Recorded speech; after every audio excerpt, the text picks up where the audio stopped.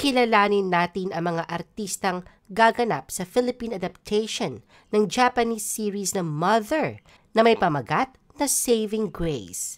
The Philippine Showbiz List presents cast ng Saving Grace ni Julia Montes. Sino-sino sila? Julia Montes. Sa Filipino adaptation ng Japanese television drama na Mother ng Nippon TV, si Julia Montes ang gaganap bilang bida. Ito ay isang malaking hakbang sa karera ng 29-year-old actress na si Julia. Si Julia ang magiging ika-11 ina na gaganap sa mahalagang papel na ito, kasunod ng mga kamanghamanghang pagganap ng kanyang mga counterparts mula sa iba't ibang bansa. Ayon sa kwento ng palabas, si Julia ay gaganap bilang si Ana na guro sa elementarya. Nang malaman niyang inaabuso ng ina ang isa sa kanyang mga estudyante, lumabas ang kanyang pagiging ina at agad niyang naisipang kupkupin ang bata. Bilang pansamantalang ina, isinama ni Julia ang bata sa isang paglalakbay at magkasama nilang naranasan ang iba't ibang pangyayari sa kanilang paglalakbay. Ang kwentong ito ay humantong sa isang national manhunt na nagbigay ng matinding emosyon sa mga manonood. Ayon kay Julia, ang kwento ay tungkol sa mga taong hindi natin inaasahang darating sa ating buhay at magbibigay ng malaking pagbabago.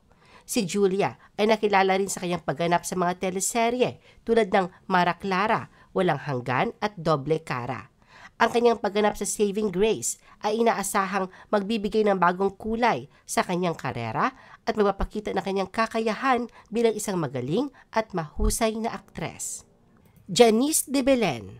Ang veterana at magaling na si Janice de Belen ay kabilang sa mga pangunahing tauhan ng bagong teleserye na Saving Grace. Sa teleseryeng ito, gagampanan ni Janice ang papel bilang biological mother ni Julia. Ayon sa kwento, kahit na alam ng karakter ni Julia na siya ay anak na inabandona ng karakter ni Janice, nanatiling tahimik at tapat si Janice sa pagtulong kay Julia.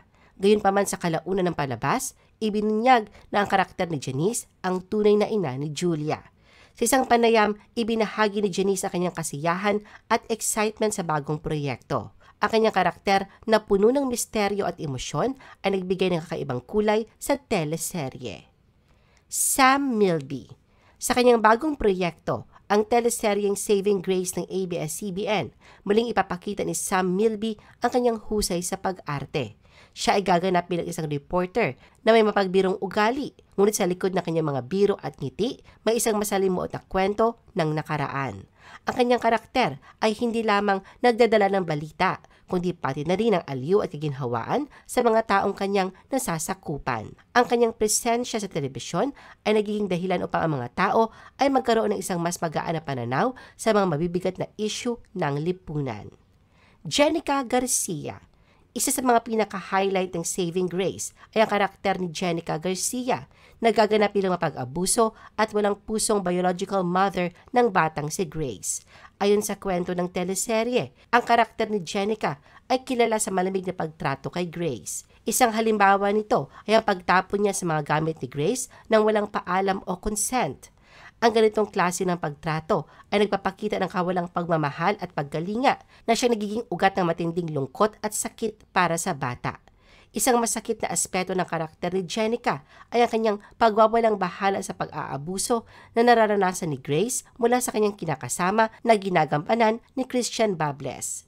Alam ni Jenica ang patuloy na pang-aabuso kay Grace, ngunit dahil sa takot na iwan ng kapareha, siya ay nanatiling tahimik at minsan pa nga ay sumasama sa pang-aabuso.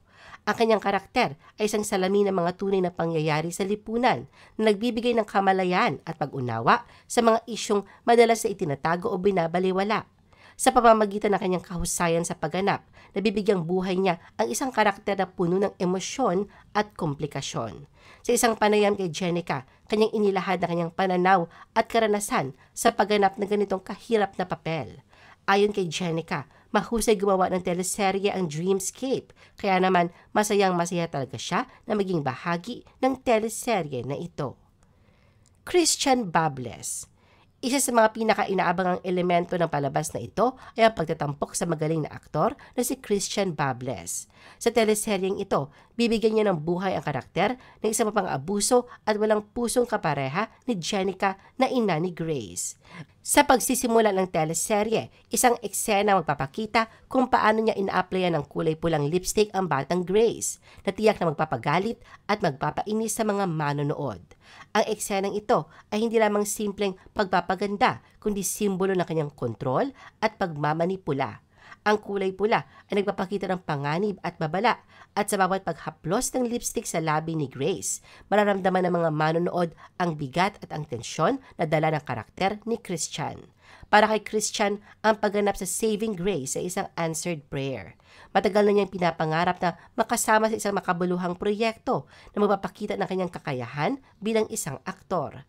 Ang role na ito ay hindi lamang hamon, kundi pagkakataon na rin para sa kanya na ipakita kanyang versatility at lalim sa pagganap. Sa pamamagitan ng kanyang pagganap, nais ipakita ni Christian ang masalimuot na epekto ng abuso, hindi lamang sa pisikal na anyo, kundi pati na rin sa emosyonal at mental na kalagayan ng biktima. Ang teleseryeng ito ay isang paalala sa lahat na ang abuso ay hindi dapat kinukonsente at dapat itong labanan. Nakilala rin si Christian dahil sa kanyang pagganap sa Die Beautiful bilang si Barbs, na nagdala sa kanya ng iba't ibang parangal at pagkilala. Sa Saving Grace, muling ipinapakita ni Christian ang kanyang kakayahan na mag-transform at magbigay buhay sa isang karakter na malayo sa kanyang tunay na pagkatao. Sharon Cuneta. Muling magbabalik ang megastar na si Sharon Cuneta sa telebisyon bilang bahagi ng bagong teleserye ng ABS-CBN na Saving Grace. Ang pagbabalik ni Sharon sa ABS-CBN ay isang malaking balita sa industriya ng telebisyon. Matatanda ang isa sa mga haligi ng network, at ang kanyang pagbabalik ay isang patunay ng kanyang walang kupas na kahusayan sa pag-arte. Ang Saving Grace ay magiging isang patunay na kanyang walang kamatayang kasikatan at kakayahan na magbigay ng inspirasyon sa mga manonood. Gaganap si Sharon bilang ang adoptive mother sa palabas ni Julia, isang karakter na minahal ang isang batang hindi niya tunay na anak.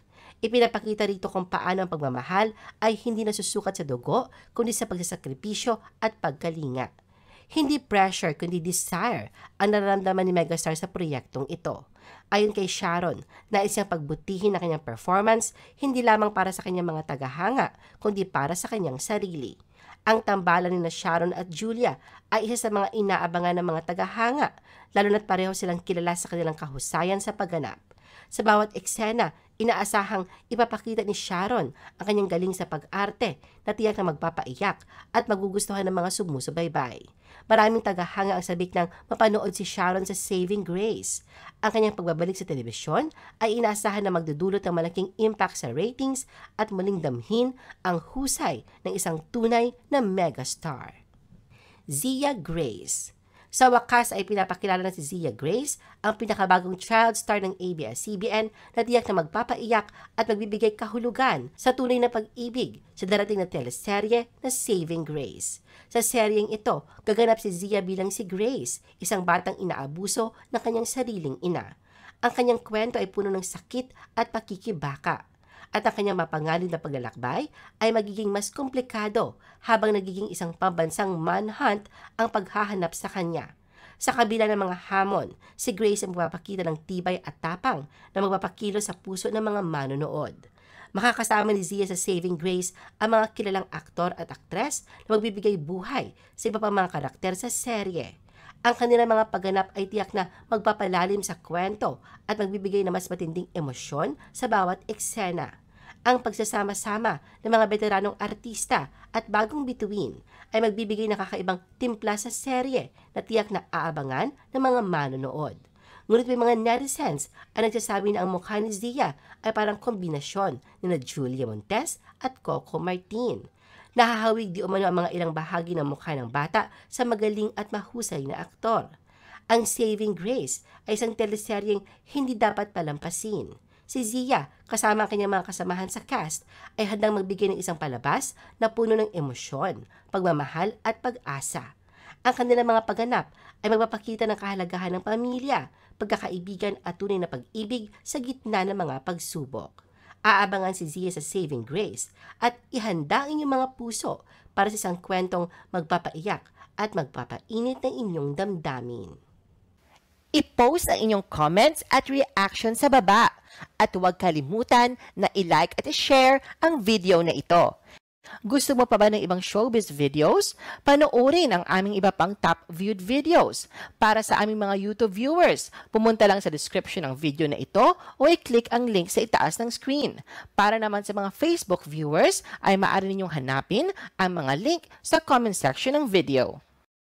I-follow nyo din kami sa Facebook at mag-subscribe sa aming YouTube channel. Thanks for watching!